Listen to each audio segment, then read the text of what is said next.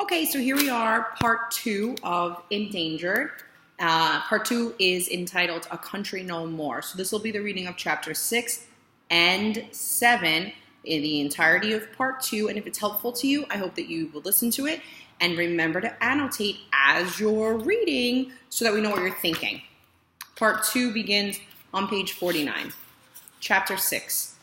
I spent that weekend in a slushy mix of anxiety about the country's instability and delight at watching Otto fill out into a handsome young bonobo.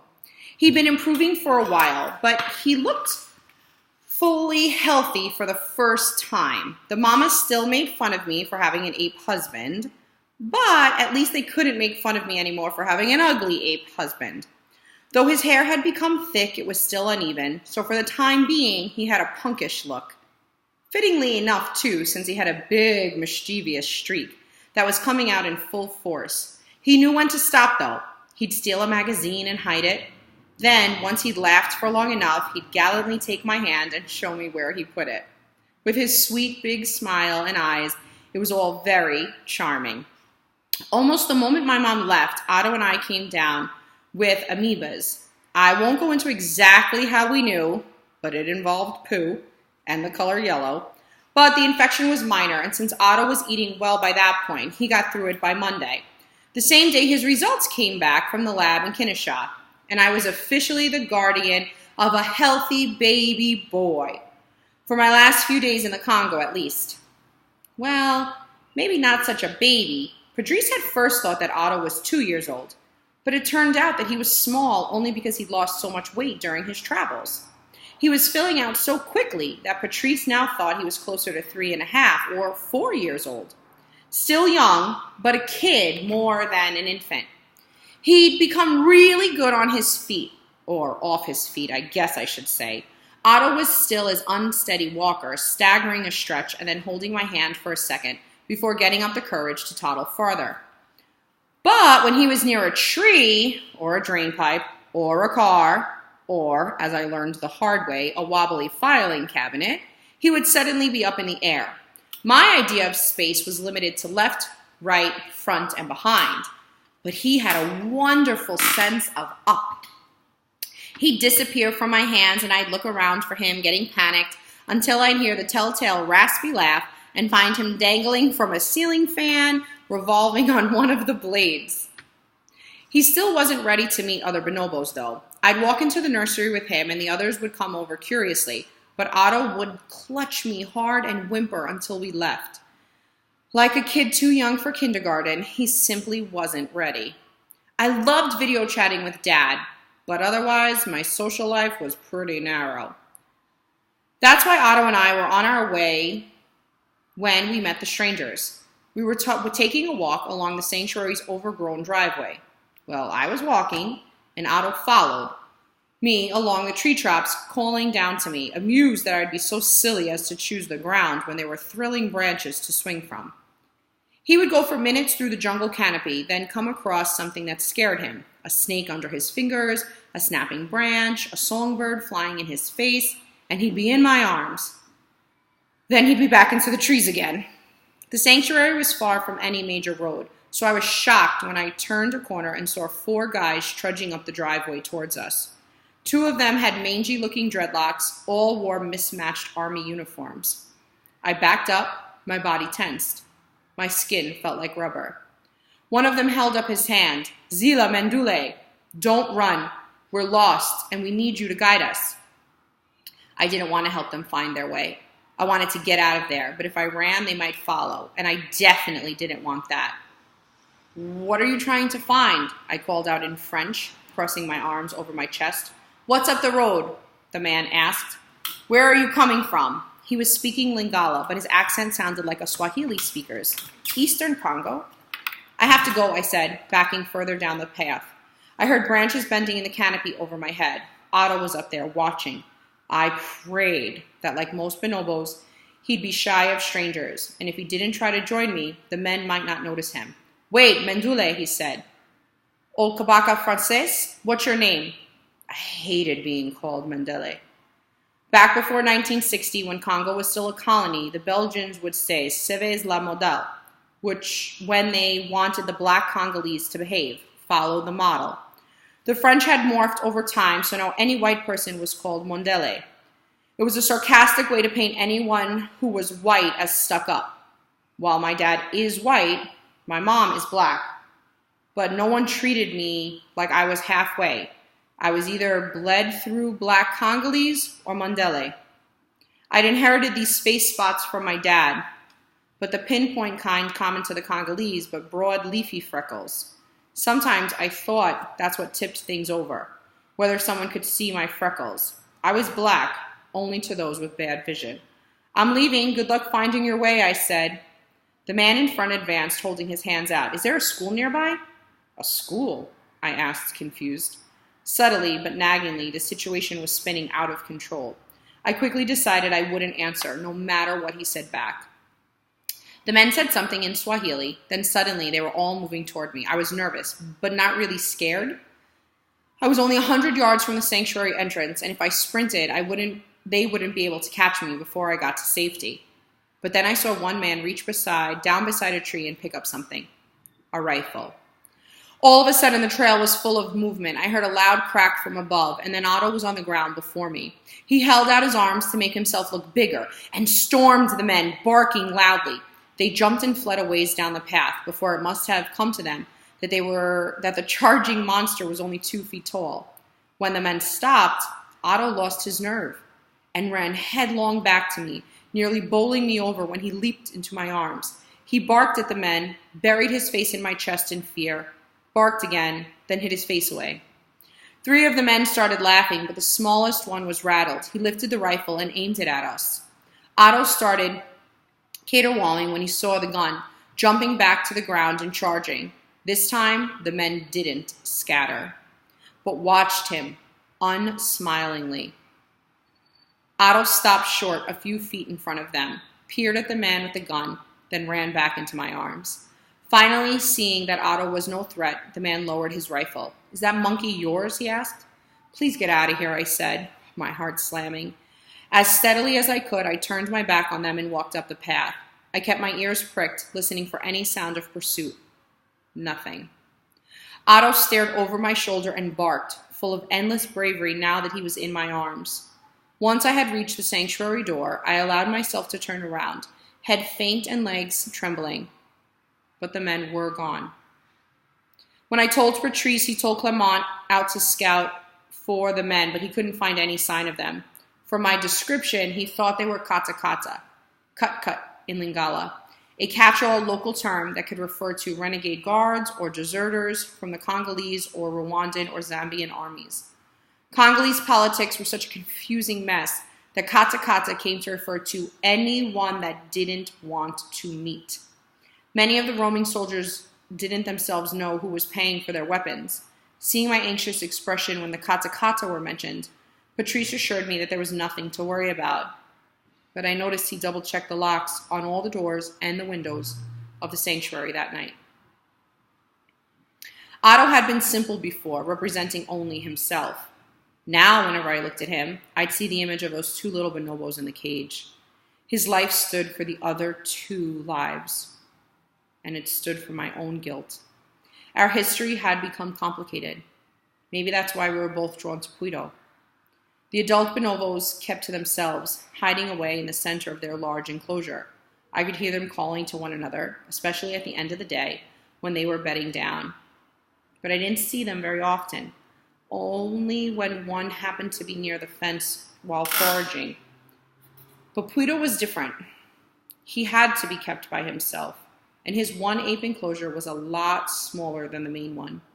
Because his arm was crippled, he didn't spend much time in the trees, just sat all day by the piece of stream that snaked through his space in full view of anyone who walked by as he stared into the water. Something terrible had happened to him. He was missing an ear, there was a hole in his cheek, 1 arm had a hunk missing and dangled uselessly. While the other bonobos loved to frolic, he barely moved all day. Otto was fascinated. We parked ourselves at the edge of the fence where I did my summer reading while we watched Puido.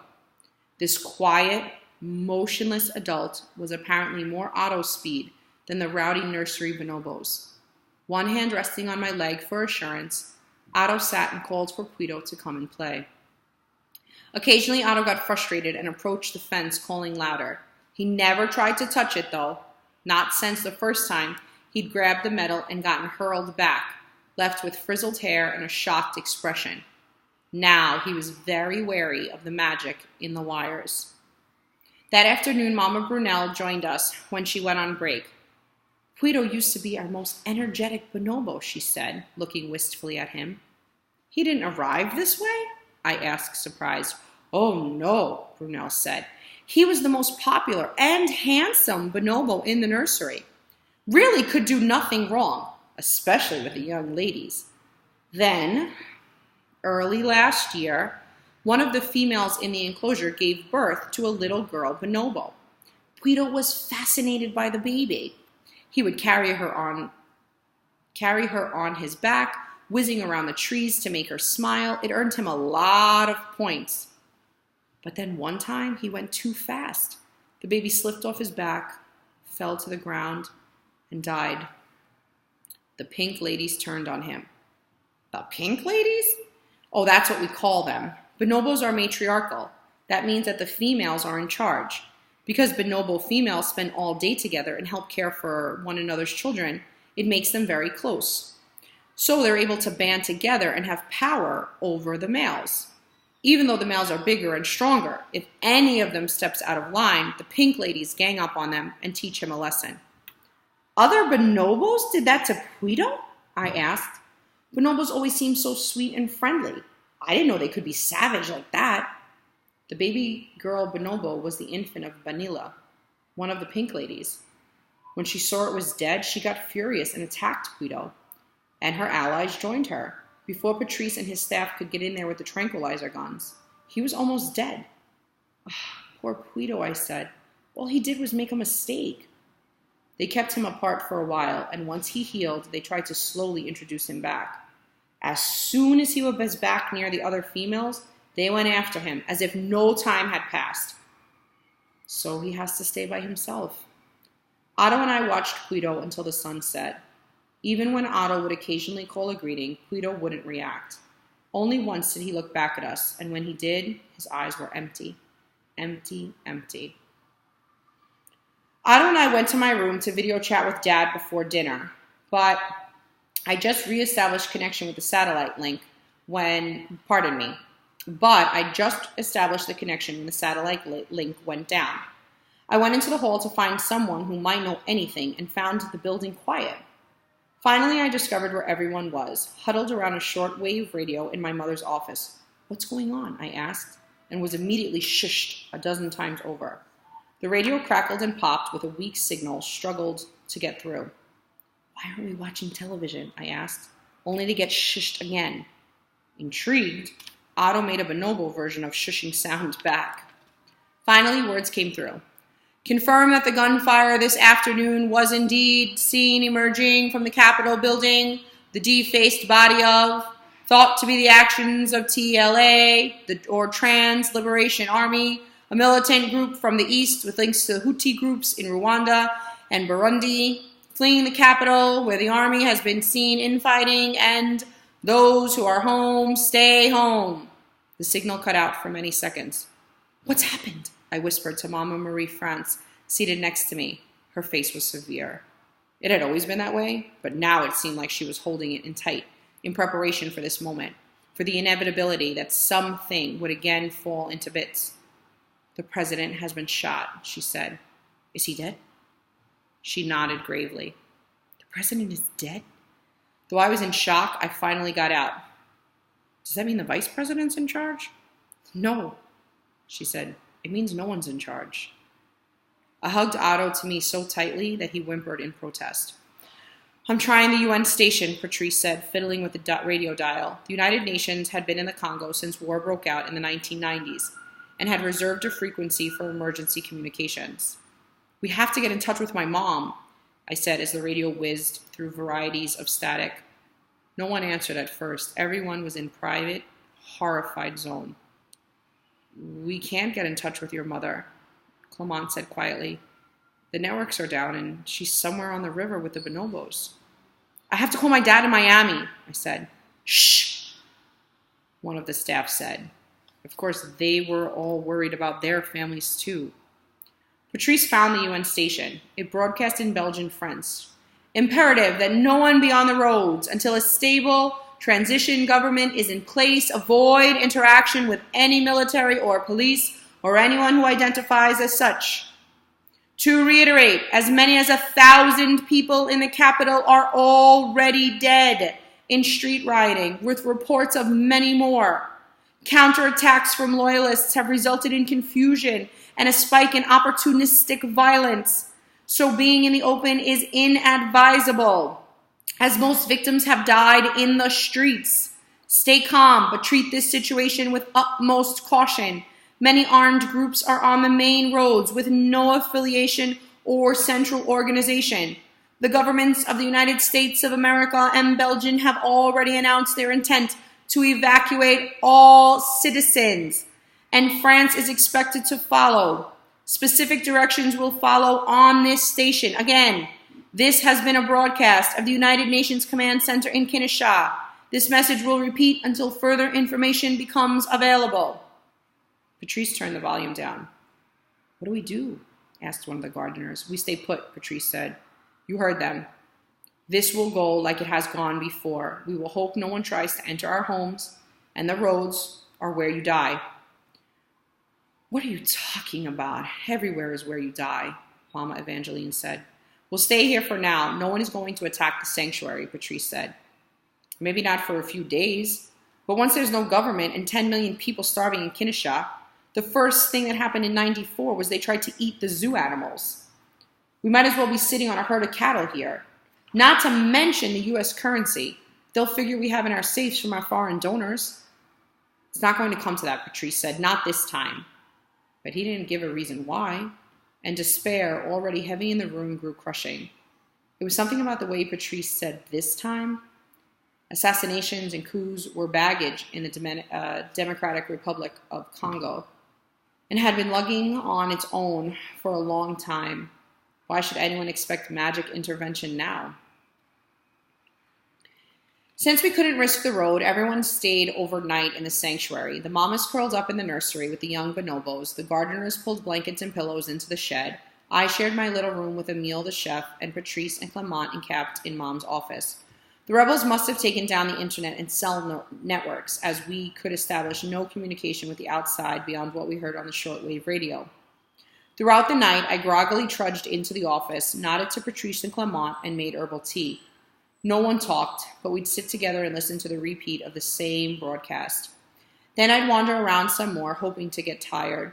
Otto seemed to love the sleepless chaos, and chirped happily at the restless people we passed in the hall. At the first light of dawn, Otto and me sitting on the front steps staring into the jungle. I couldn't see anything, but I listened for footsteps. I listened for those 4 men I'd seen the day before. I listened for the sound of a vehicle approaching. I listened for gunfire from a nearby village. I listened for the first sound that death was on its way. Around noon, Patrice yelled out that the UN broadcast had changed, and we all piled into Mom's office. It started with reports of increased fighting in the north and the east, and on the borders of Sudan, Rwanda, and Burundi. And in Kinshasa, the president was dead, and people said it was the Houthis, formerly from Rwanda, who had killed him. But it was feared that his intended replacement had also died in the fighting. No one from the TLA had stepped forward to take control, and the capital was falling apart. Banks and stores were looted, corpses clogged to the streets, mainly those of loyalists to the dead president and anyone who looked like a Tutsi, the ethnic group historically opposed to Hutus. Most of the staff came from Tutsi families, so the atmosphere of the sanctuary was pretty grim. The mamas worried about their children holed up with their husbands back in the capital. The consensus in our group was that people who stayed inside weren't being killed. But the radio had said nothing about that, and we agreed on it only because it made us feel better. The UN warned us that many of the slayings were being conducted with white weapons, machetes, clubs, and knives, so called because they killed without noise. At the close of the broadcast, the announcer said, "Any citizen of the USA or EU countries with Belgium reciprocity agreements will be airlifted out of Kinshasa Nadalji Airport at 2000 hours tonight on marked UN planes. The respective embassies request that any applicable citizens be at the airport no later than 1700 hours. Any citizens whose addresses are registered with the embassies of the USA, Belgium, or France and living outside the confines of Kinshasa proper will be picked up by an armored UN vehicle between now and 1600 hours. Your dad is American. You're a U.S. citizen, Patrice said. Everyone stared at me. It felt terrible to be singled out for rescue when the rest of the staff would have to stay here. I'm pretty sure they'll come back for you guys, I said. Mama Marie France snorted. They're going to fly out 60 million of us? Perhaps to save me from embarrassing myself, Patrice led me into the hallway. Otto gripped my torso and stared at Patrice's lips, reaching out to touch them as he spoke. I can see this is making you feel uncomfortable, but we have to get you on board that plane. The American government will make sure it gets all its citizens out. I know for a fact that your parents would insist that you were on that plane. I knew it too. They would want me out of here. I wanted to ask, what about all of you and the rest of the workers? But I knew the answer, and it made me sad. Then I wanted to ask, what about Otto? But I knew that answer too, and it made me sick. All I could do that afternoon was walk around the edge of the enclosure, around the nursery with the oblivious young bonobos pranking one another, around the front walk. I kept moving, because if I'd stay still for even a moment, I would have fallen apart. At any moment, the UN truck would arrive. I, and only I, would get in and leave. They'd fly me to Miami, and I'd be with my dad in time for the first day of high school. I wished so much that I could call him. I was worried about my mom, but wartime Congo was the opposite of fairy tales. The wilderness of this safe place, not the town, because hiding was the only way to survive. By now, my mom was off in the remote reaches of a national park. She might not even know what is happening. She was probably fine and would learn about our few days of crisis only when she came back to civilization. Because I didn't need her to worry, because I didn't need to worry about her, I worried about Otto. At any moment, the UN vehicle would come, and I would have to leave him. And as the political upheaval settled down, the mamas would take care of him alongside the other nursery bonobos. But it was only because he'd bonded with me that he'd pulled through and survived. I didn't think he'd make it through the loss of another mother, not when he hadn't yet transitioned. He wouldn't make it over the loss of another mother, not when we hadn't yet transitioned him over. Even another week with me might make the difference. If I left now, he would fall into despair and give up. Saving myself would mean destroying him. I kept thinking of those two little bonobos on the back of the bike. Could I doom Otto too? Part 2 continues with Chapter 7. Chapter 7 starts on page 62. The big white UN van came rumbling by in mid-afternoon. Otto and I were already on the front step. When the rest of the staff heard the noise of the approaching vehicle, they came out to join us. Their expressions were hard to read. Knots of relief and envy and fatigue. They'd been through situations like this a few times in the last 20 years. Some people got rescued. Most didn't. There were no screams, no attempts to plead their way into the van. 2 guards in light blue camouflage uniforms and flak jackets got out. An officer stood in the front of them, a slender man with a blue cap that somehow looked like both rakish and sloppy on his head. And when he spoke, I recognized an Italian accent, like my dad's parents. Unconsciously, I put my hand to the silver chain around my throat. "Are you Sophie Bioia Chiardili?" he asked. "Your father called Central Command and said you were here." I nodded. "You are allowed 1 bag. I pointed to the large duffel at my side. I'd filled it with clothes and food, figuring I couldn't count on in-flight meals on a UN plane. The officer stalled for a moment, like he was mentally searching his protocol book for how to handle this particular situation. Miss, there's a monkey on you." "He's an ape, a bonobo," I said slowly. I prepared my words. ahead of time. They're an endangered species, and I know that means they can't legally be taken out of the country. But you have to understand that he is fragile and will die if parted from me. So it's actually his best chance for survival. And maybe once we arrived, a zoo could take him, and I lost my words. I knew there was no way they'd let me fly with Otto. Pardon me. Only my desperation kept me giving it a try. The officer let me cry for a few seconds. I'm sorry, there's no way you can bring him. You'll have to leave him here. Patrice stood forward. We'll take care of him, Sophie. Don't worry, he said, reaching for Otto, who batted him away, gripped me harder, and bared his teeth. Otto, I said through tears, stroking his little head with its wiry hair. You have to be good and stay here. They'll take good care of you. Soon this will be over, and I'll be back, and... Otto's arms began quivering. He was holding on to me that hard. I pulled at his hand to loosen him, and each time I managed to get a few fingers up, he'd switch his grip somewhere else. Patrice, can you help me? I said. I can't. It took the combined efforts of Patrice and one of the gardeners to get Otto off of me. He kept making these high-pitched cries and reaching his arms towards me. Seeing that I wasn't going to take him back, Otto fought fiercely, biting Patrice's forearm so hard that after he finally released, I saw spots of blood. But Patrice held fast. We need to leave, the UN officer said. We have another stop to make before we get to the plane. I can't go, I choked out.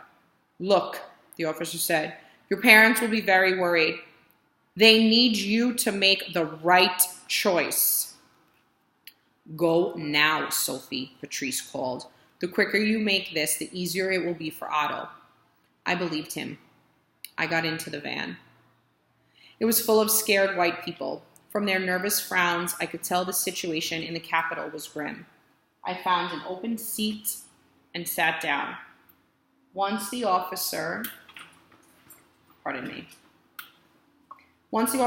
in, the van began to move, backing down the driveway until it reached a space wide enough to turn around. An elderly stranger next to me held my hand, but all I could do was stare out the side window. Patrice was struggling to hold on to Otto, who was shrieking piteously, clubbing around with his hands and his feet. Seeing Otto thrash made it hard to breathe, so I cast off the stranger's hand and put my head between my knees. Otto began to screech, louder. The thought of my not getting a final glimpse of him was too much to bear, so I raised my eyes. With one big thrash, Otto fought his way out of Patrice's arms and was on the gravel path running after the van. He was soon so close to the door that I couldn't see him out the window anymore. He could go under the wheels any second. Stop, I cried, stop the van! A mother with her arms around two children protested that we couldn't delay any longer, that if we did, the plane would leave without us. The officer nodded and looked at me sadly. I'm sorry. He's just an animal. We have to get out of here. We're not stopping. You're going to run him over, I shrieked. I threw open the door. We were going so slowly that it was easy to jump out with the duffel. I looked back through the open door as the van continued to move away. I'm sorry, I called to the people inside. My name is Sophie Bioya Kirduli. When you get out of here, please get in touch with my dad. Tell him that I'm okay and that I'll call him once this is all over. None of them could pull it together in time to say anything back. One of the evacuees slid the door closed. Then I saw Otto. He'd flung himself at the front of the van and was clinging to the grill, staring at the moving ground and murping worriedly. I called his name. He turned his head, saw me, squeaked, and let go. He bumbled in the gravel, dodged a rolling wheel, and then ran to me and leaped into my arms. Patrice had his hands to his mouth in a panic. What are you doing? He said. You have to be in that van. I'm staying, I said.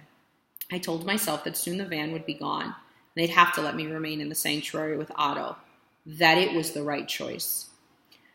Which was when the van stopped. The officer and the two peacekeepers sprang out and started running towards me. Young lady, the officer called out, you're a minor. We will get you out of here, even if it means arresting you. I threw my duffel bag over my shoulder and ran, Otto bouncing against my chest. Sophie, Patrice called, stop! I ran headlong around the side of the administration building, focusing on speed and keeping Otto safe and not giving a thought to my direction. Only once I was past the nursery did I risk looking back. The peacekeepers were running after us. I dropped the duffel bag, hoping the obstacle would slow them down, and kept sprinting. Once I got past the nursery, I came upon the tall, electrified fence of the enclosure and ran heedlessly along it. The fence would branch towards the pond soon, so I'd be penned in, and the guards would catch me. I couldn't keep this up for long. Unless... Farther down, embedded into the base of the tree, hidden by palm fronds, was the delay switch for the enclosure's entrance. It worked on a timer. When a code was entered, the electricity went off for a few seconds, long enough for an attendant to get inside. The same code, when input on the other side, deactivated it temporarily, so a person could come back out. I pulled back the fronds hiding the box and typed in the code. The familiar buzzing sound of the fence stopped. Then I opened the chain link gate to the enclosure and went inside, shutting it behind me. A moment later, the buzzing of the electricity started back up. It would take the peacekeepers a few minutes to get the code from Patrice, enough time for me to hide away. Otto and I hurled through the overgrowth, into the enclosures, with the bonobos. So that's the end of chapter 7. That's the end of part 2. Work on your annotation notes, and I look forward to talking about these chapters, part 2, in class with you.